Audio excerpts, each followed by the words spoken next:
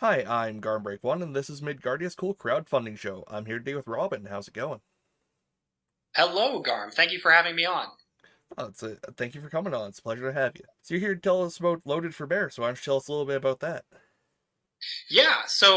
Loaded for Bear is a game that I wrote as a sort of capstone project for my undergraduate degree in anthropology.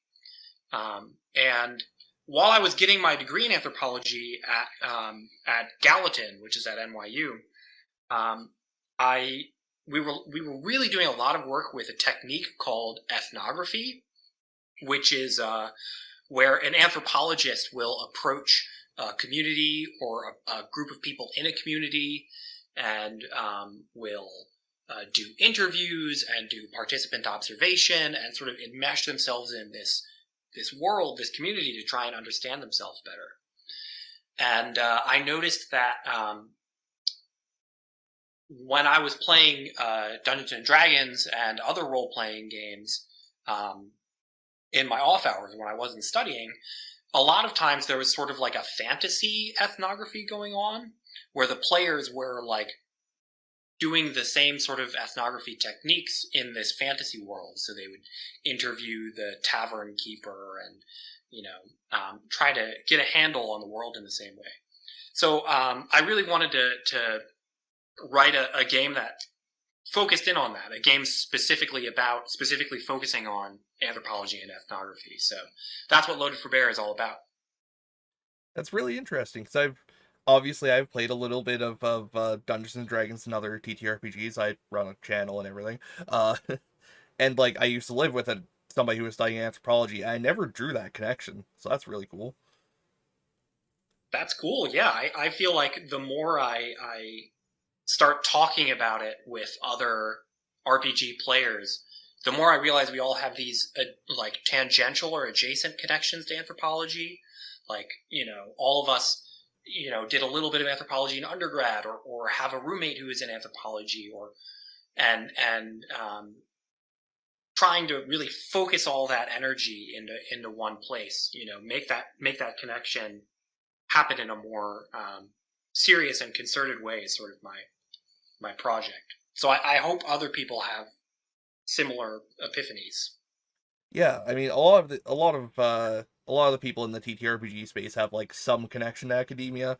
Mine is probably one of the more tenuous ones as a high school dropout, but um, so what is Loaded for Bear about?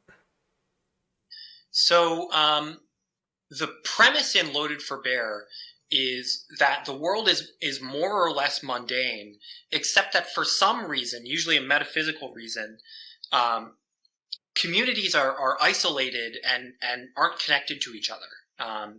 So there is no immigration or emigration. There aren't any refugees. There aren't any trade routes. There isn't a postal service. And so every community is self-sufficient and very different from every other community because there aren't any shared cultures or shared information or anything like that. The only exception is the players.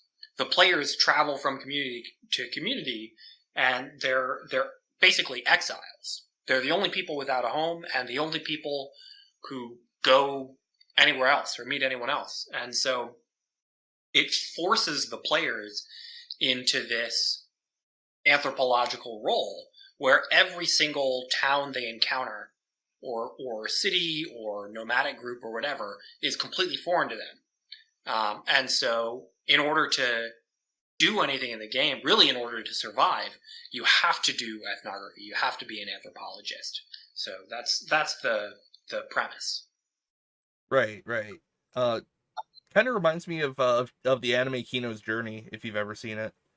I haven't. Kino's Journey? Yeah, it's about I don't remember the gender of the protagonist, but it's them and their talking motorcycle traveling to a different country every episode, and like learning about the local culture and stuff, and like maybe solving a problem or two, and then moving on at the end.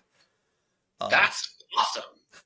it's I'll have to put that on my list. Yeah, that sounds very relevant. yeah, this is a little bit more hardcore than that, because there is like still some communication, but yeah, no, this is excellent. I see that there's like stuff about wild plants and like the local food and stuff. Trying to figure out if that will kill you. Yeah, absolutely. Yeah. There's sort of like it's kind of like a game in two parts or two formats where half the time you're in a city and you have this really serious like social abstract anthropological role that you're taking on where it's all about like trying to make friends and build relationships and do politics, and the other half of the time you're in this like utter wilderness totally untouched by humans, and so it's all like nitty gritty survival. So yeah, you're always moving in and out of like every other session. It's either like a really complex social game, and then the very next session it'll be like this really nitty gritty survival game. Right on. So, is this targeted more at anthropologists who happen to like tabletop games, or tabletop gamers who happen to like anthropology, or both? Yeah, I think so. I'm hoping pretty soon here um, with some of the professors at NYU who helped me, particularly Professor Eugenia Kissin and Professor Elon Brell. They're both, one of them is in the anthropology department at the College of Arts and Sciences at NYU, and the other is the head of Indigenous Studies at Gallatin at NYU. They were super helpful in writing this game. And I'm hoping pretty soon here to start working on a supplement that's a course schedule that will allow the game to be implemented in a 14-week college course designed to teach ethnography. So in that way, I think it's kind of like occupying this weird space where I think it would be a really good game for uh, role play gamers who are interested in learning a little bit more about anthropology, or having a little bit more of an anthropological mindset. And also, I think it would be really good for anthropological thinkers who want a new way to grapple with the problems that they deal with in real life. Because I think with a tool like Loaded for Bear, an anthropologist wouldn't, it might provide an avenue for dealing with an anthropological quandary, or like a general anthropological question that wouldn't involve having to take on a whole new study, right? Instead of having to find a whole new community to work with, if you're like, man, I wonder what would happen in this situation, you could try and like write an investigation and Load it for a Bear about that, and deal with it that way.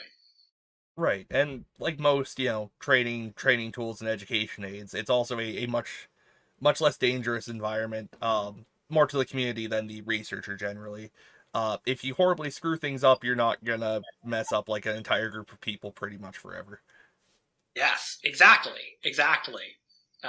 If you know, I'm not going to say that Loaded for Bear is an easy game, because one of the things that I'm really proud of about it is how punishing it can be if you don't, you know, make a strong relationship with the communities that you're interacting with. It's really easy to get cast out, to not have your basic needs met, to experience some form of violence, in effect of just being an outsider, or not, being sufficiently respectful. Um, and I think every anthropologist would rather have the character that they write go through that, instead of them go through that themselves, which is still a painful process, but not necessarily life ruining. Yeah, it's the same idea as like driving a construction vehicle in a simulator for the first time, you know? Exactly. You don't want to destroy a skyscraper on your first time out. Right. Right. Exactly.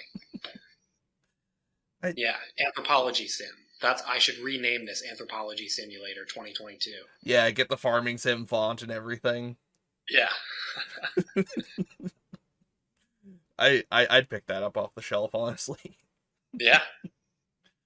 Um, yeah. So how did this come about exactly? Like how did you decide that you're gonna make a like longish term tabletop game about anthropology?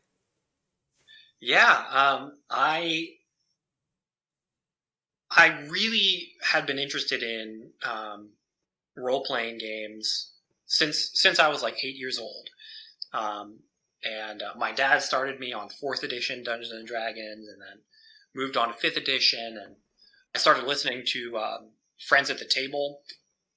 And Friends at the Table, they do all sorts of really out there, interesting games, and they have a strong academic background, and they play a lot of Powered by the Apocalypse games, and Loaded for Bear is loosely powered by the Apocalypse. And so I had kind of been thinking about games for a long time, and I was doing this anthropology degree at NYU, and then, like I said before, I noticed this connection with ethnography, where I was like, oh my god, my players in this campaign, or like these players in this podcast that I'm listening to, for example, like, wow, they're doing ethnography.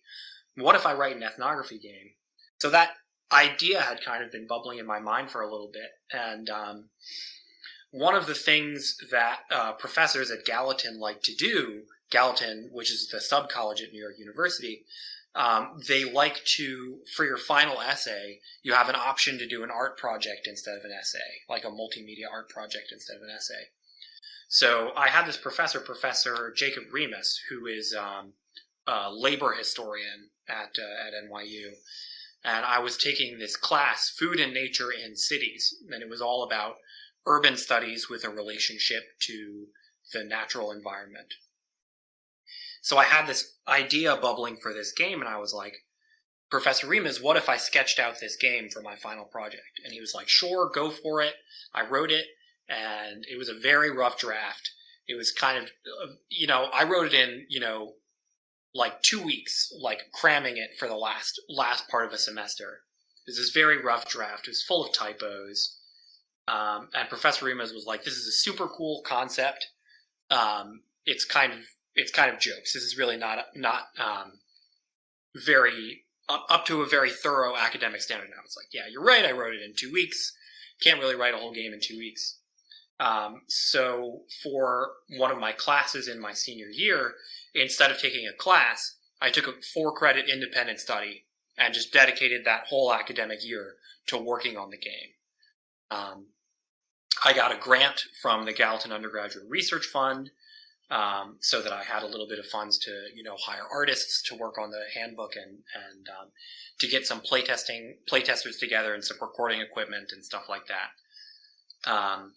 And over the course of that last semester at Gallatin, I had a chance to really narrow in on and finish up the game. And so that's kind of how it came about practically. So it's very much an academic project. I think it's more a product of Gallatin than it is a product of me, I would say, because I had so much support from the school. I don't think I could have done it myself. Well, I mean, it's always hard to separate oneself from the community or the community from oneself, which plays into the themes of the game as well. I completely agree. That's also why I decided to publish it as a Creative Commons piece instead of privately publishing it, because I didn't think it would be appropriate to have all this discourse about how important community is and, diving into the ethics of anthropology and ethnography, and then turn around and try to make a profit off of it or to privatize it. I think one of the beautiful things about tabletop gaming is how collaborative and cooperative it is. So that's why it's a Creative Commons piece. So if anyone is watching this and you want to do tweaks on this or republish it or feature it at, use it for your own game or whatever, feel free. Yeah, I mean, it could certainly be interesting for world building and stuff like that as well. Which Yeah, is I totally agree. the bane of most dungeon masters. Yeah, I mean, even if you don't want to play the actual game, the second text in the game, The World of Loaded for Bear, I like to think has a lot of really good world building tips and formatting, and there's a cool world building template in there that I think would be useful even if you're not playing this game. Maybe I am overestimating it just because I am really proud of it, but I think it would be a really cool template regardless of what game you're playing. Yeah, I mean, there's nothing wrong with having more DM resources. I have a giant folder of them. There you go. Hard part's actually getting around to reading them, but Yeah, yeah, I get that. Just the pile of recently purchased but not yet read tabletop role-playing games just grows and grows. Yeah, you can see some of them on the shelf behind me. Yeah, that'll happen. So, I have one more question that is a little bit tangential. What is technofeminism? Okay, yes. Great question. Um, so I took this course in my freshman year at Gallatin called Tinkering in Feminist Technoscience, um, which I will say, if you are going to college in the New York area and you have a chance to take a transfer class at NYU or like a subclass at NYU, or if you're going to college at NYU, I think that class should be required reading for everyone in the world. I think it should be part of K-12 education. And in it, we basically discussed like technological ethics and how they related to the feminist project. So we read all sorts of really fun stuff, including a bunch of science fiction pieces that had to deal with, for example, we read The Dispossessed by Ursula K. Le Guin, which was a super great book. And we read a lot of Octavia Butler, and Octavia Butler has these awesome stories about alien birth stuff, like alien reproductive stuff, and they're all like really nitty gritty, like gory sci-fi stuff, but they're also commentaries on like reproduction in real life. Anyway, so one of the most influential authors that I read in that class was someone named Donna Haraway, who is very influential for this project, and I talk about her a lot in the Player's Handbook. And she had two key ideas that I think sort of are foundational parts of what we would call technofeminism, which technofeminism is really just the feminist project or feminist thought applied to technological thinking and STEM and stuff. So, for example, like one of the most famous early techno-feminist projects was someone who took a study about the mating habits of flies and looked at it through a feminist lens and found out that some misogynistic assumptions about how reproduction works tainted some of the studies that people were doing with those flies. And so they redid the studies and they found out, turns out actually flies were reproducing in a different way.